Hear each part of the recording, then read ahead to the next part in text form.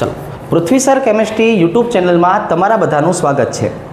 आज आपणे 11 साइंसना chapter number 6 संतुलन जे छे ए संतुलननी छोकराओ आपणे शुरुआत करशुं। आज आपणे संतुलन जे छे एना प्रकार विशेनी वात करशुं। जो आपणे संतुलन चेप्टरनी वात करीए तो एमां आना प्रकारो जे छे प्रकारोनी वात करशुं अने संतुलन जे छे एनुं टूंकું एवुं वर्गीकरण कई रीते करी शकाय आ बधी समजूती आपणे आजना लेक्चरमां लेवानी छे। पण शरू करता पहेला विडियोने जराक लाइक करी देजो, चेनलने सब्सक्राइब करी देजो अने बहु सारूं लागे तो तमारा नियर अने डियर जे छे एनी साथे शेर करजो। तो वधारे फांका न मारता हवे आपणे संतुलन चेप्टर जे छे एमां आगळ वधीए। चलो तो आजे आपणे छोकराओ पहेલું ज वर्गीकरण आवी रीते करीए। संतुलननी छोकराओ आपणे वात करीए तो आ भाईबंध बे भागमां वेचाई जशे। जो કેટલા ભાગમાં વેચાઈ જશે? બે ભાગમાં વેચાઈ જશે। આમાંથી મોટા ભાગે એમસીક્યુ અને દાખલાઓ વધારે પૂછાશે। જેડબલઈ નીટ માટે પણ આ ચેપ્ટર અગત્યનું છે, એટલે આપણે એવી રીતે ભણશું જેનાથી આપણે એમસીક્યુ વધારે ક્લિયર કરી શકીએ અને ખાસ કરીને દાખલાઓ। તો પહેલો પ્રકાર જે છે એને બોલવામાં આવશે રાસાયણિક પ્રક્રિયા સંતુલન। पेलो जे भाग छे छोकरावानो एने आपणे आवी रीते दर्शावशुं। जो रासायणिक प्रक्रिया संतुलन अने बीजो जे भाग छे एने बोलवामां आवे छे आयनीय संतुलन। आनी जो आपणे वात करीए तो आने आपणे दर्शावशुं आयनीय संतुलन तरीके। हवे आ रासायणिक प्रक्रिया संतुलन छे एनी अंदर आपणे चर्चा करशुं आवी रीते। जो संतुलन अचळांक, आ संतुलन अचळांक जे रिया ने आपणे बे प्रकारना जोवाना आवशे, केसी अने केपी प्रकार। अने पछी आना दाखलाओ जे छे दाखलाओनी आपणे कम्पेरिजन करशुं के भाई केसी अने केपी छे तो एने कई रीते दर्शावी शकाय। ज्यारे आयनीय संतुलननी आपणे वात करीए छोकराओ तो आमां खास करीने आपणे एसिड बेઝ संकल्पना शीखशुं। मोटो आपणो भाग कयो रहेवानो छे? एसिड बेઝ संकल्पना। आमना माटे आपणे पीएच अने पीओएच ना दाखला गणशुं अने साथे साथे एमनी सरखामणी करशुं। तो आजनुं आपणुं पहेલું काम छे ने ए रासायणिक प्रक्रिया संतुलन वाळुं रहेशे। खास करीने रासायणिक प्रक्रिया संतुलननी वात करीए तो एमां कया नवा नवा शब्द आववाना छे एनुं थोडुं घणुं काम करीए। रेडी छे? चलो तो पहेला स्टार्ट करीए छीए छोकराओ आपणे रासायणिक प्रक्रिया संतुलन।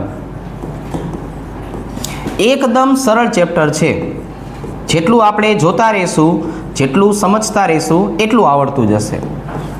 રાસાયણિક પ્રક્રિયા સંતુલનને સમજવા માટે આપણે એક માનાંક એવી સરસ મજાની જે છે એ પ્રક્રિયા જોશું। દર વખતે આ રાસાયણિક પ્રક્રિયાથી જ આપણે સમજાવશું। દર વખતે આપણે આ જ રાસાયણિક પ્રક્રિયા જે છે એને બોલાવી આવશું। રેડી? ચલો કઈ રીતે? આવી રીતે A into A plus B into B। हवे आ चेप्टरनी अंदर आपने आवा एरा जोवा मळशे। बराबर छे? बे एरो, एक आगळ जशे एक पाछो आवशे। अपडाउन प्रकारनो, आने अपडाउन वाली प्रक्रिया कहेवाय। घरेथी स्कूले जवानुं, स्कूलेथी घरे आववानुं, पण काउंसमां पोताना, आवी रीते। तो हवे अहींया जे आपणी पासे अलग अलग प्रकारना घटको आवी गया ने, जो आनी ओळखाण आपीए। आज small A B C D जे घटको रह्या छोकराओ आने मोल संख्या कहेवाय। शुं बोलाय छोकराओ?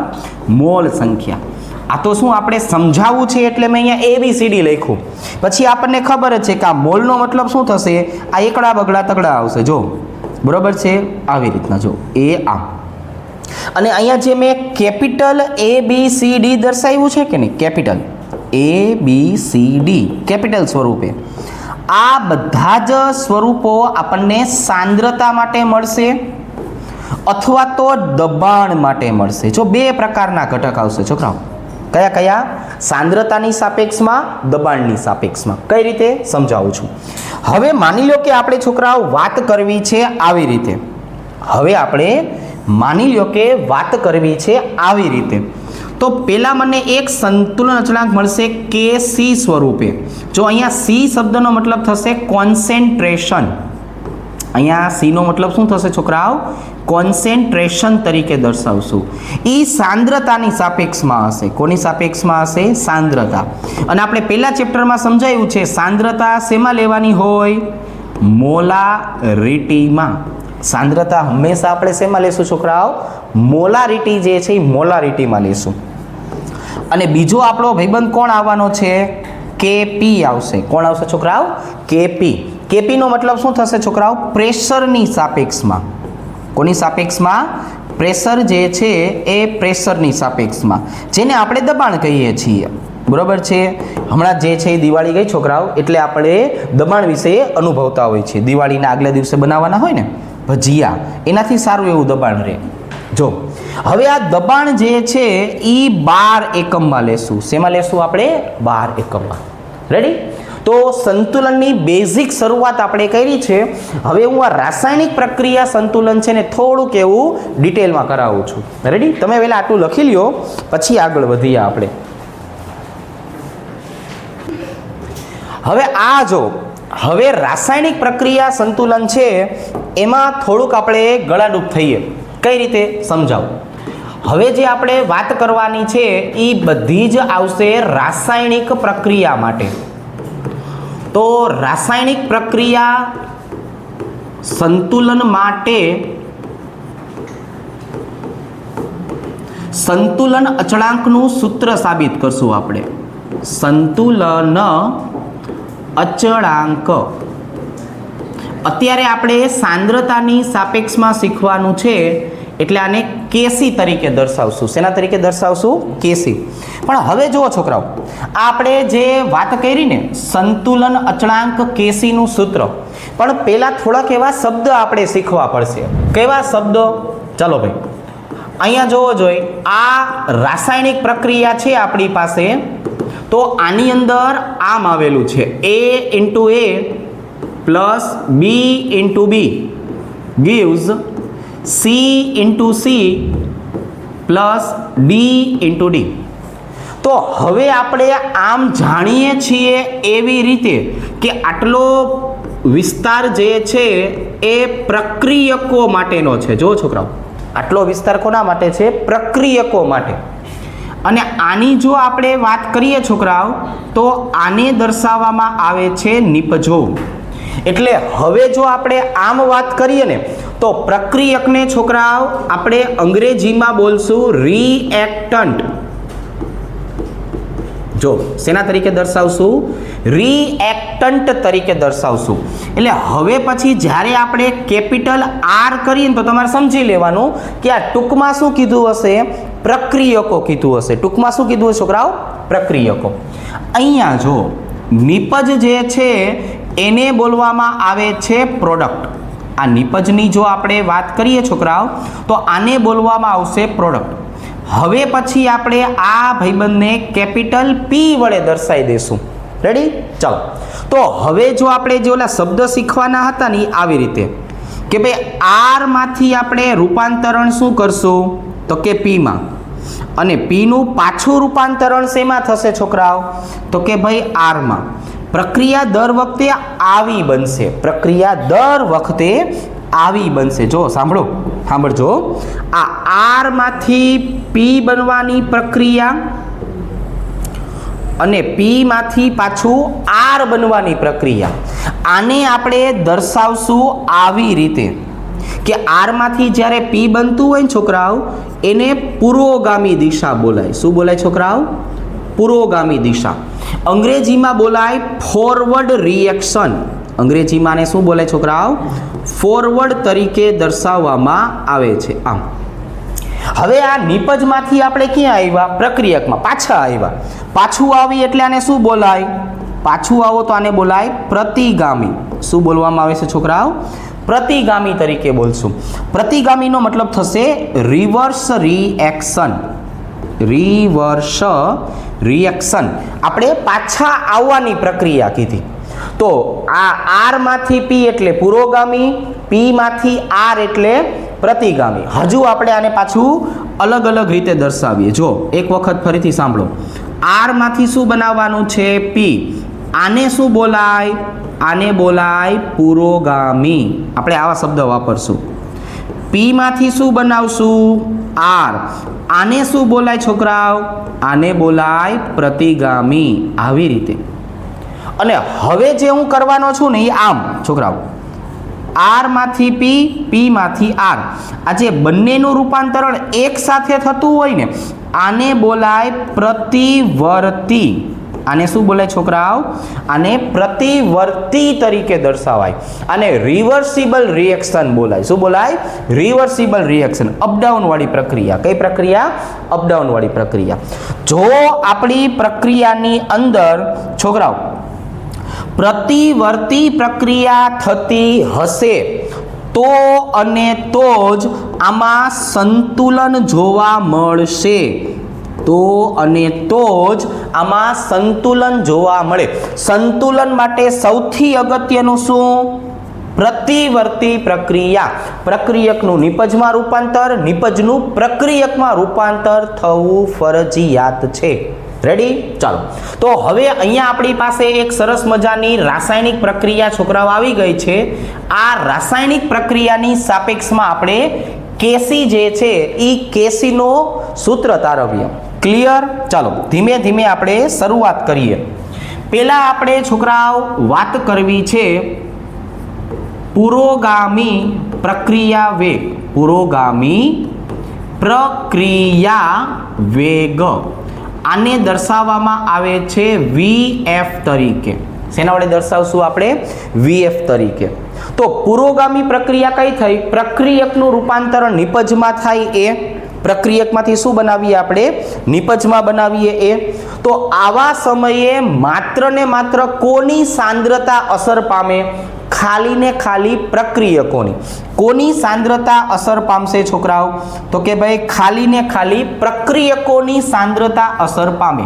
એટલે આપણે લખશું છોકરાઓ કે પુરોગામી પ્રક્રિયામાં માત્ર પ્રક્રિયકોની સાંદ્રતાને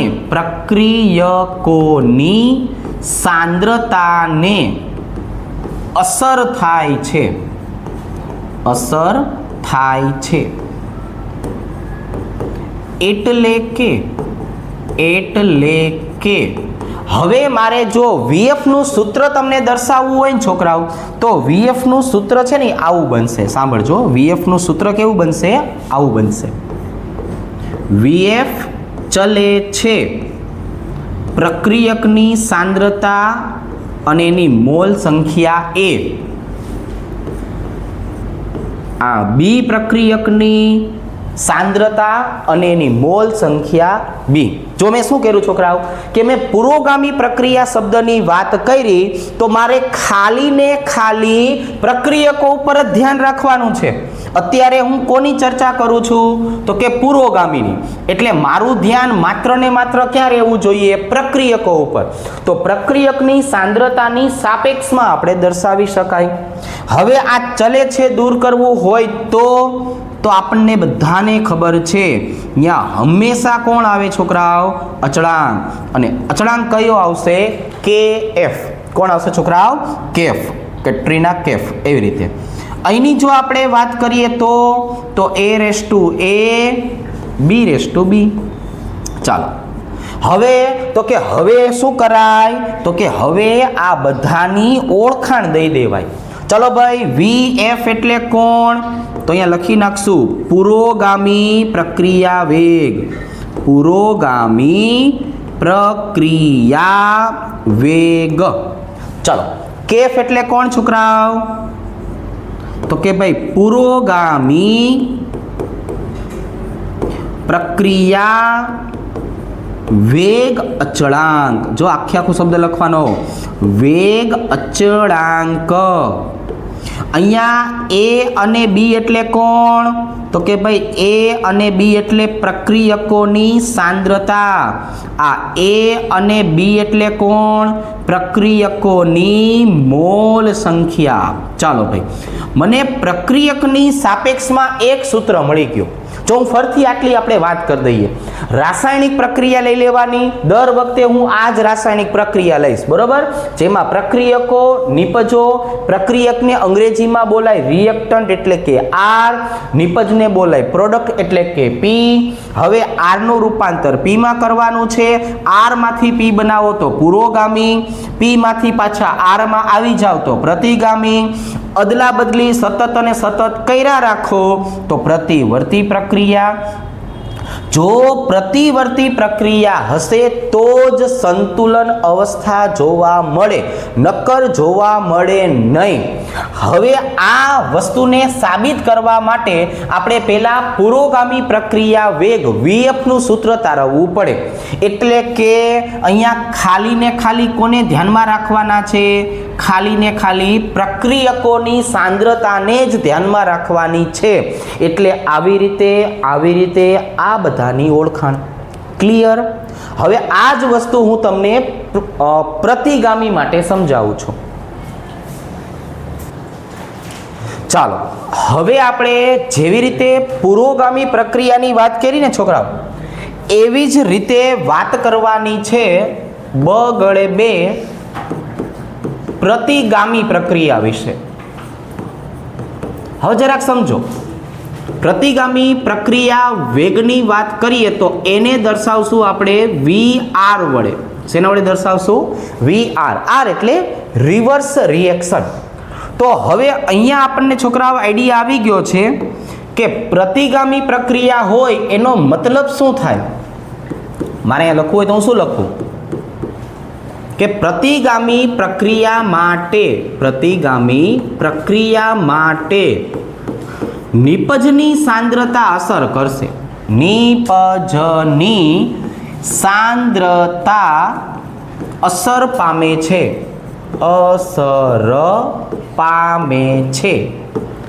આવી રીતે જો. તો હવે નિપજની સાંદ્રતા કઈ હતી જરાક યાદ કરવો જોઈએ. તો કે ભાઈ જો આપણે સમીકરણ લખવું હોય તો આવી રીતે દર્શાવાય. VR ચલે છે C⁻C D⁻D. આવી રીતે અહીંયા મારે આ ચલે છે ને દૂર કરવું હોય તો VR બરાબર KR C⁻C D⁻D. આવી રીતે પાછી આપણે અહીંયા આ બધા જ ઘટકોની ઓળખાણ લઈ લઈએ. ચલો ભાઈ, VR એટલે શું થાય? જો આપણે ઉપર દર્શાવ્યું જ છે કે VR નો મતલબ થાય પ્રતિગામી પ્રક્રિયા વેગ. KR નો મતલબ શું થાય? તો કે જો ભાઈ KR નો મતલબ આવો થાય પ્રતિગામી પ્રક્રિયા વેગ અચળાંક. છોકરાઓ આખું બોલવાનું. અહીંયા શું આવી જાય? પ્રક્રિયા વેગ અચળાંક કહેવાય. પછી C એટલે શું? તો કે અહીંનું C. જો કેમિસ્ટ્રીનું C એટલે શું? તો કે C અને D નિપજોની સાંદ્રતા છે. અને ઉપલા માળે જોવો જોઈએ આ C અને આ D એટલે શું થાય? મોલ સંખ્યા. શું થાય છોકરાઓ? મોલ સંખ્યા. હવે આપણે થોડાક ટાઈમ પહેલા એવું કીધેલું કે જે પ્રક્રિયા પ્રતિવર્તી હોય ને, પ્રતિવર્તી, એમાં જ સંતુલન જોવા મળે. તો અહીંયા આપણે દર્શાવવું હોય તો શું દર્શાવાય? તો કે ભાઈ આવું દર્શાવાય. સંતુલન અવસ્થાએ શું જોવા મળશે? તો કે આ બે ભાઈબંધ જે રહ્યા કે ને, કયા કયા બે ભાઈબંધ? VF અને VR. આ બેયના વેગ સરખા થઈ જશે. જો VF અને VR બેયના મૂલ્ય કેવા થઈ જશે? એક સરખા. તો હવે બેયના સૂત્ર તમને યાદ છે? તો કે કઈ રીતે? આવી રીતે. VF બરાબર શું લખાય? કે F A b/b। અહીંયા જુઓ છોકરાઓ, VR બરાબર શું કહેવાય? તો કે VR બરાબર આવું કહેવાય KRC/C/B/D। આવી રીતે જો છોકરાઓ, કેવી રીતે? આવી રીતે। હવે સમીકરણને આઘા પાછું કરતા, હવે આપણે શું કરી નાખશું છોકરાઓ? આ સમીકરણ જે છે એને આઘા પાછું કરી નાખશું। આ ભાઈબંધને આમ જવા દઈએ, KR ને આમ બોલાવી લઈએ, ચીમ કરતા આમ કરતા, કે F ના છેદમાં KR। આની કોર જરાક જોઈને બોલો જોઈ, C/C/D/D। ભાંગાકારમાં શું આવશે? ભાંગાકારમાં A/A/B/B। હવે જેવી રીતે એક મ્યાનમાં બે તલવાર નો રહે, એવી રીતે એક સૂત્રમાં આવા બે અચળાંક રહે નહીં। આવું કોઈ ખારા માણસે કીધું હશે, મને યાદ નથી। પણ હવે આપણે શું કરીએ તો કે આ બંને જે અચળાંકો છે ને એને ભેગો કરીને એક નવો અચળાંક બનાવી નાખીએ। શું બનાવી નાખીએ છોકરાઓ? નવો અચળાંક। કોણ છે નવો અચળાંક? તો કે ભાઈ તમે વાત કોની કરો છો? તો કે વાત આપણે સાંદ્રતાની કરી છે।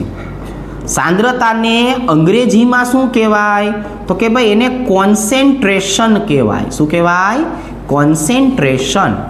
તો એનો મતલબ એવો થયો, હવે આ કોન્સેન્ટ્રેશનને આધારે આપણે શું કરી નાખીએ? નવો અચળાંક KC બનાવી દઈએ। શું બનાવી દઈએ? નવો અચળાંક KC। આ બેનો ભાંગાકાર જે છે એ ભાંગાકાર હવે કઈ રીતે ઓળખાશે? તો કે જો હવે એ KC તરીકે ઓળખાશે। KC બરાબર અહીંયા આવી જશે છોકરાઓ, C/C/D/D। એના ભાંગાકારમાં A/A/B/B। આવી રીતે જોવો જોઈએ, સૂત્ર ઘડીકમાં સાબિત થઈ ગયું। આને આપણે બીજી રીતે દર્શાવવું હોય તો દર્શાવી શકાય।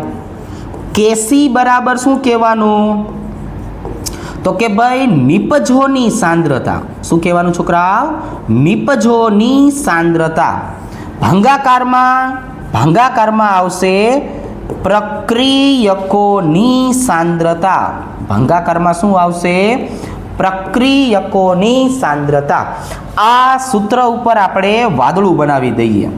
આ સૂત્ર ઉપર શું કરીએ? વાદળું બનાવી દઈએ। હવે ચોમાસું જે છે એ 9 મહિનાનું થઈ ગયું છે, એટલે ગમે ત્યારે વરસાદ આવે।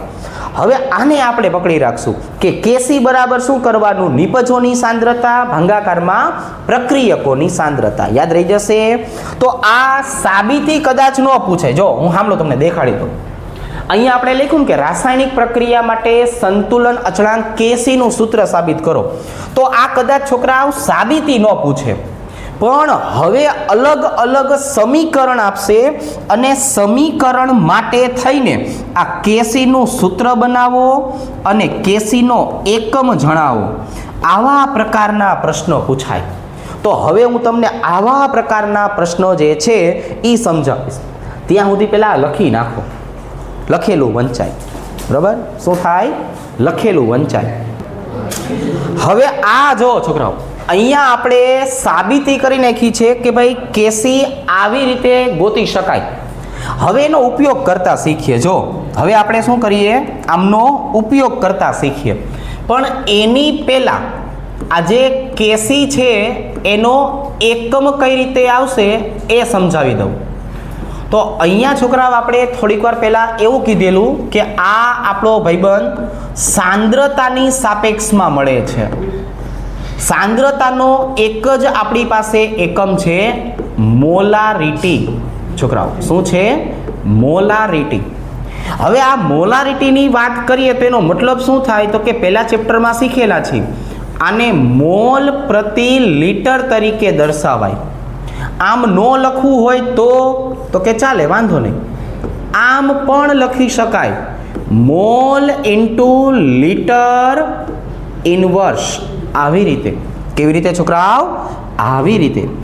હવે અહીંયા સાંભળો, તો મારે કેસીનો એકમ લખવો હોય તો શું કરાય?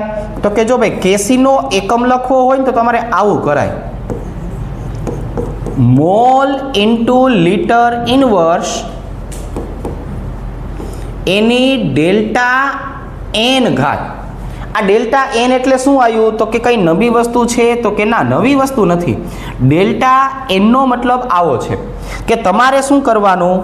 તો કે ભાઈ નિપજના મોલ અને પ્રક્રિયકના મોલ છે ને એનો તફાવત લઈ લેવાનો. એટલે આપણે લખશું નિપજના મોલ માઇનસ પ્રક્રિયકના મોલ. આમનો જે તફાવત આવે કે નહીં, એ તફાવતને ડેલ્ટા એન તરીકે દર્શાવાય. એ ડેલ્ટા એનની કિંમત તમારે ક્યાં મૂકી દેવાની છે? આ સૂત્રમાં. પછી જે આવે ને આપણો જવાબ. રેડી? તો આ રંગબેરંગી વસ્તુ જે છે એને હવે આપણે ઉદાહરણથી સમજીએ. શેનાથી સમજીએ? ઉદાહરણથી. સાંભળજો, ઉદાહરણ નંબર 1. એક સરસ મજાનું આપણે પહેલા ઉદાહરણ લઈ લઈએ. જો PCl5 ગેસ, આનું છોકરાઓ આપણે વિઘટન કરીએ તો એમાંથી શું મળશે? તો કે એમાંથી મળશે PCl3 વત્તા Cl2. રેડી? ચાલો આવી રીતના જો આ એક સાદું આપણી પાસે સૂત્ર છે. હવે મારે આમના માટે કેસીનું સૂત્ર લખવું છે. તો આપણે થોડીક વાર પહેલા શીખડાયું હતું, નિપજની સાંદ્રતા ભાગાકારમાં પ્રક્રિયકની સાંદ્રતા. સાંદ્રતાને મોટા કાઉન્સમાં દર્શાવશું. સાંદ્રતા હોય છોકરાઓ કોઈ પણ ઘટકની, એને આવી રીતે મોટા કાઉન્સમાં દર્શાવાય. એ રીત છે એની. તો અહીંયા છોકરાઓ શું આવશે? તો કે ભાઈ જો પહેલા આપણી પાસે આવશે PCl3 gas into Cl2 gas. બરોબર? જો અહીંયા હું મોલની સંખ્યા નથી લખતો. કારણ શું? તો કે આપણને ખબર છે કાંઈ ન કીધું હોય એનો મતલબ શું થાય? એકડે એક. આપણને આવું કવિ નાના હતા ત્યારે કહીને ગયા હતા કે ભાઈ કાંઈ ન કીધું હોય તો એકડે એક લઈ લેવાનું. હવે અહીંયા હું એક એક લખું, એ કેવું લાગે? ભૂંડું લાગે. એટલે આપણે લખતા નથી, ડાયરેક્ટ ઉલારીઓ કરીએ છીએ. જો એ આવી રીતે PCl5 ગેસ. રેડી? આને કહેવાય કેસીનું સૂત્ર. જોઈ લખ નાખો. હવે તો કે ડેલ્ટા એને ગોતી જ લઈએ. હાલો ને, આવ્યા સી તો કંઈક કામ કરતા જઈ. એટલે આપણને ખબર પડી ગઈ, નિપજના મોલ માઇનસ પ્રક્રિયકના મોલ. રેડી?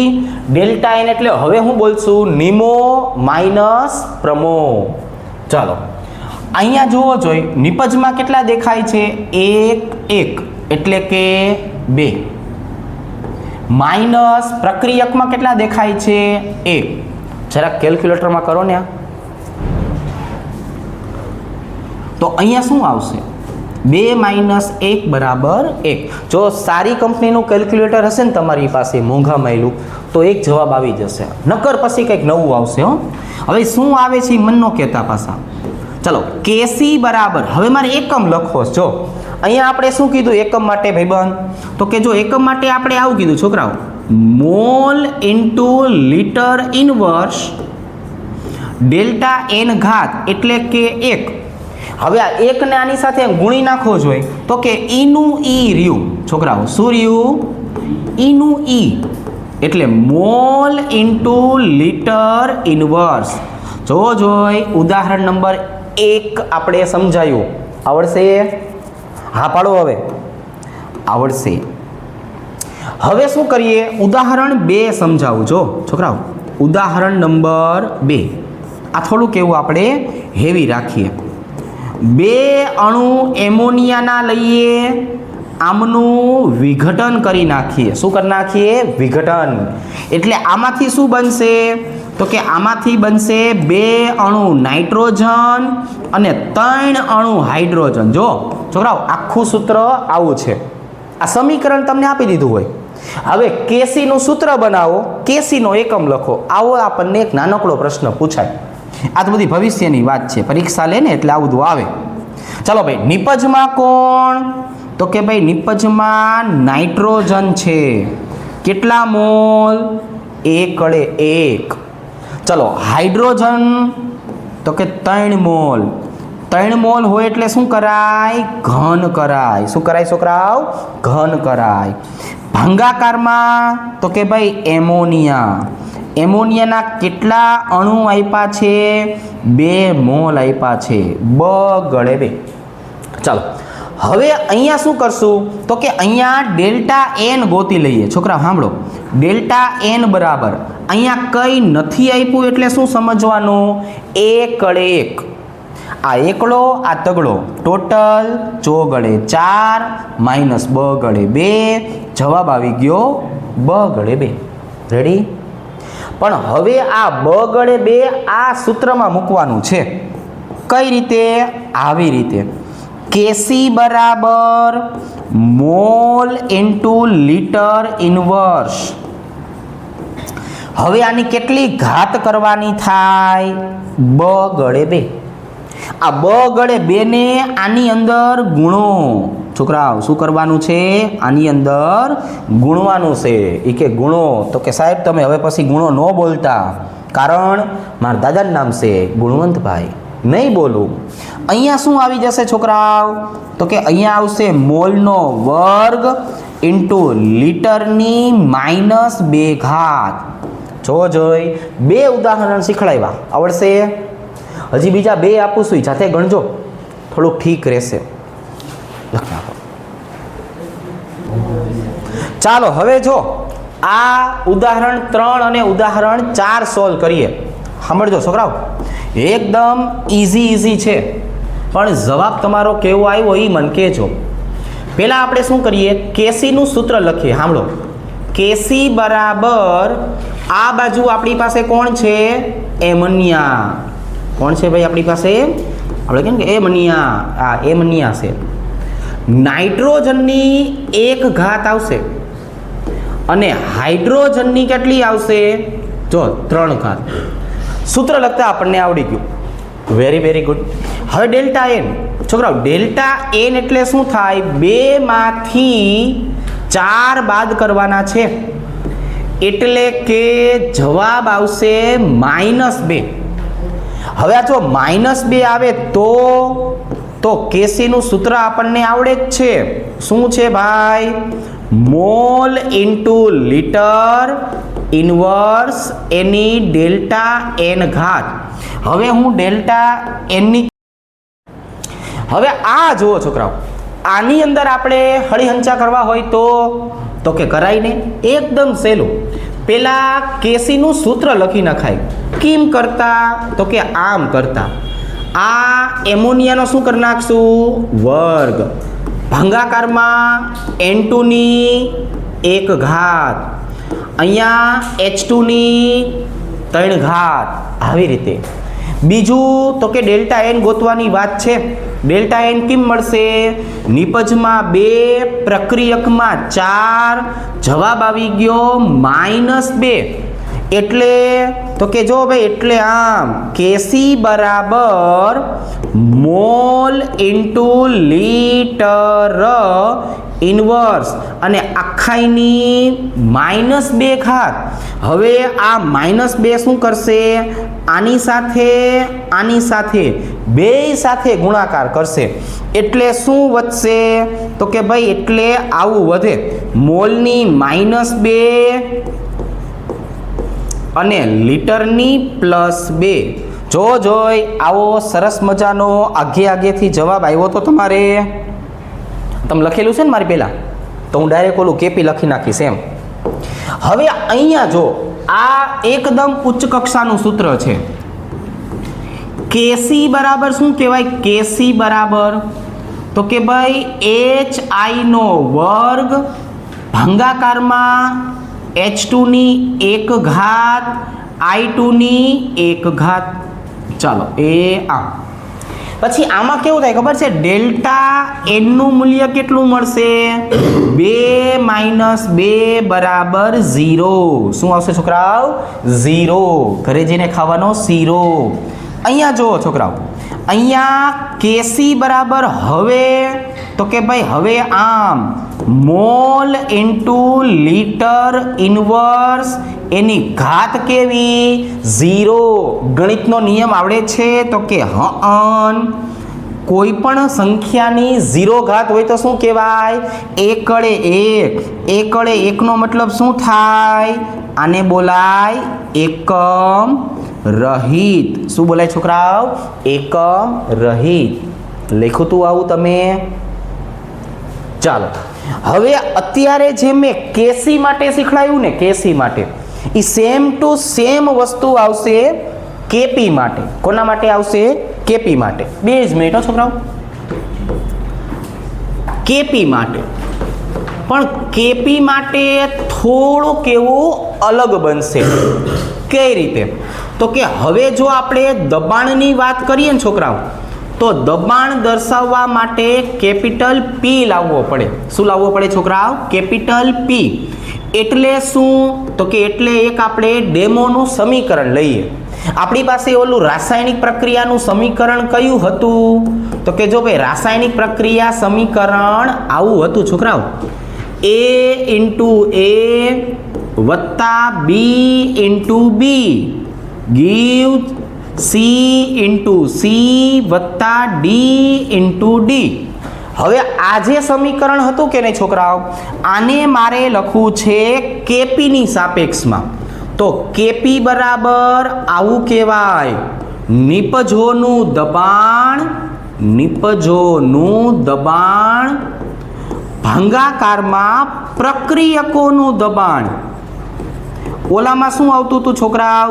જ્યાં સાંદ્રતા શબ્દ આવતું હતું કે નહીં, ત્યાં મેં હળવે કરીને દબાણ કરી નાખ્યું. અને કેપીનો એકમ શું થાય? તો કે જો કેપીનો એકમ આમ થાય 12⁻⁴n. ખ્યાલ આવી ગયો? આનો એકમ 12 છે. જો આપણે કેપિટલ પી ની વાત કરીએ તો એકમ શેમાં દર્શાવાય? તો કે ભાઈ 1/12 દર્શાવાય, અથવા 1.013 વાતાવરણમાં દર્શાવાય. વાતાવરણ એટલે શું થાય? એટમોસ્ફિયર. એને એટીએમ કહેવાય. આમ ન લખવું હોય તો 760 mmHg મર્ક્યુરીની સાપેક્ષમાં લખાય. અને આમેય ન લખવું હોય તો 10⁵ પાસ્કલમાં લખાય. શેમાં લખાય? પાસ્કલમાં. પણ આપણે આમાં માનાંક તરીકે શું લીધેલું છે? 12 લીધેલું છે. ચાલો, હવે હું આ સૂત્રને કેપી માટે લખું છું. કેપી બરાબર સાંભળજો. જો નિપજનું દબાણ છે ને એટલે આમ લખાય pressure of C raise to C. આમ અહીંયા શું લખાય છોકરાઓ? Pressure of D raise to D. ભાંગાકારમાં તો કે ભાંગાકારમાં આવી રીતે pressure of A raise to A. ભાંગાકારમાં pressure of B raise to B. આવી રીતે. અને એકમ કયો થઈ જાય? 12⁻n ઘાત. હવે આનો આપણે નાનકડો એવો લાઈવ ડેમો લેવો હોય તો કે ભાઈ લેવાય ને. કયું સૂત્ર છે? PCl5 gas. એને તમે હારી પેટનું ગરમ કરો એટલે એમાંથી શું છૂટું પડવા માંડે? PCl3 વત્તા Cl2. આવી રીતે. તો હવે આનું સૂત્ર બોલો જોઈ. લાલા સૂત્ર બોલાનું હાલ. હવે કેપી બરાબર પ્રેશર ઓફ PCl3, જો આવી રીતે, ઇન્ટુ પ્રેશર ઓફ Cl2. આવી રીતે. જો આમ આ વખતે નવરાત્રિમાં ગયો તો જો દાંડીઓ બદલતા આવડી ગઈ. કઈ રીતે? પ્રેશર ઓફ, જો થઈ ગયું ને તરત, PCl5. આવી રીતના. કેવી રીતના? આવી રીતના. ચલો ભાઈ, ડેલ્ટા એન તો કે કેટલા છે? 1 એટલે કે 2. અહીંયા 1 -1 વૈધા 1. તો હવે કેપી બરાબર 12⁻1. આ એનો હળવેક રહીને જવાબ થઈ ગયો. આવડી જશે? સમજાઈ જશે? ખ્યાલ આવી જશે? ચાલો, હવે આપણે નેક્સ્ટ લેક્ચરમાં થોડું ઘણું કામ આગળ વધારશું. આજ માટે અહીંયા સુધીનું રાખીએ. Thank you very much.